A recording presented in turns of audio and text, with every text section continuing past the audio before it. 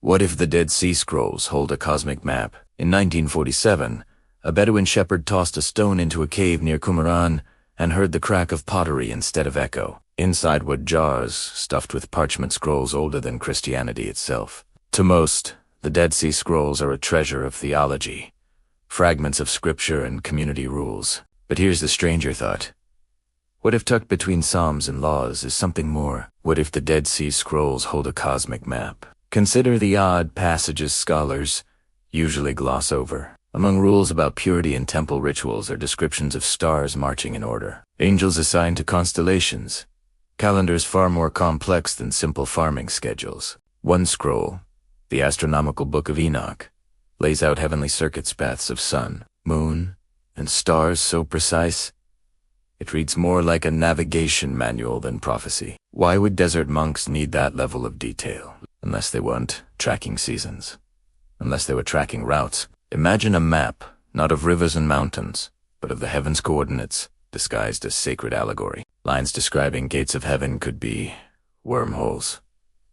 Star systems marked by names of angels, pathways drawn for travelers, not of earth, but a sky. A cosmic GPS hidden in scripture, safe from enemies who would have destroyed it if written in plain speech. The scrolls hinted watchers, shining beings descending with knowledge. If those beings were visitors from elsewhere, wouldn't they leave instructions? A way home?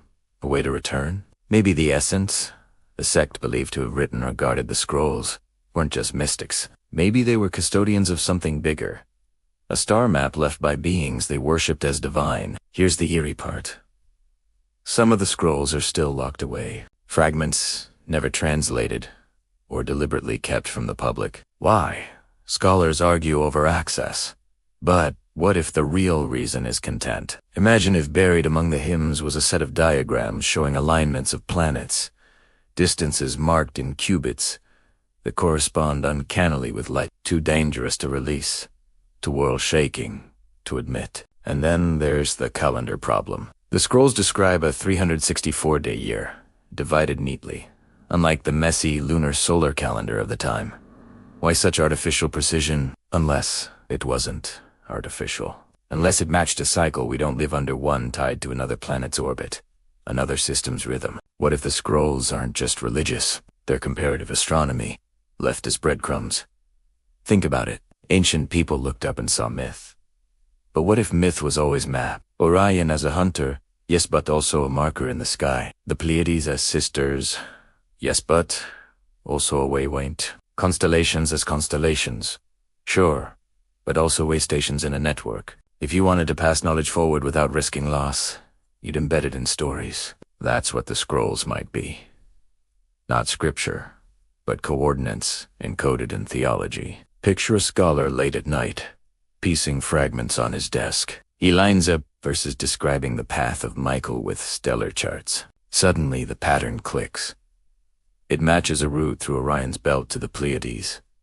His pulse hammers. It's not a metaphor. It's a star map handed down through millennia, disguised as worship. If the Dead Sea Scrolls hold a cosmic map, then the Essenes weren't just religious outcasts. They were guardians of a key. Maybe they knew the visitors would return, and the map was a guide to welcome them or to find them ourselves. And here's the kicker. If the map is real, then it means contact already happened. Someone came, left instructions, and expected us to discover them. The scrolls aren't just relics of faith. They're a test, a puzzle waiting for us to be ready. So, the next time you hear about the scrolls as dusty fragments of scripture, remember this. Scripture can be cover, and maybe in the cracks of those ancient parchments. In verses no one pays attention to lies a set of coordinates pointing far beyond the Dead Sea to the stars themselves.